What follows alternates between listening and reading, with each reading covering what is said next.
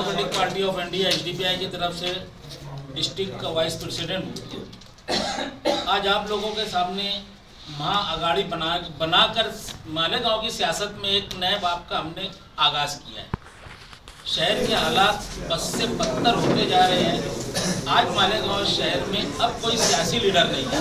जो लोग मालेगांव की सियासत में है, ये तमाम लोग सियासी लीडर हैं। इसीलिए मालेगांव की वो तमाम छोटी छोटी सियासी पार्टियों ने एक मुस्तैद होकर के यह फैसला किया है कि अब हमको मालेगांव की सियासत के अंदर नया कदम रखना है। 3 साल का अरसा मालेगांव महानगर पालिका के इलेक्शन को ख़त्म होने हुआ। इन 3 साल के अरसों में शहर की हालत जो बद से बदतर हुई, ये आप लोगों के सामने है। और ऐसे हालात में आज जो लोग मालेगांव शहर के अंदर अपने अपने तरीके से गठबंधन बना करके मालेगांव शहर में एक नया नाम दे करके आ रहे हैं, उनका मकसद सत्ता हासिल करना है।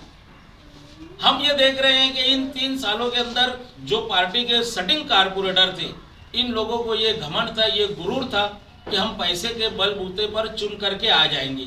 मगर इन 3 सालों में इन सियासी पार्टी के वर्करों ने जो शहर के मुफाद के लिए, अपने इलाके के लिए, अपने वार्ड के लिए जिन वर्करों ने काम किया, हम ऐसे वर्करों को सियासत के मैदान में और इलेक्शन में उतारने वाले हैं। और ये तमाम लोग आज अल्हम्दुलिल्लाह हम लोगों के साथ जुड़े हुए हैं। इसीलिए एसडीपीआई भी आज इस गठबंधन में मालेगांव महाविकास अघाड़ी के साथ है।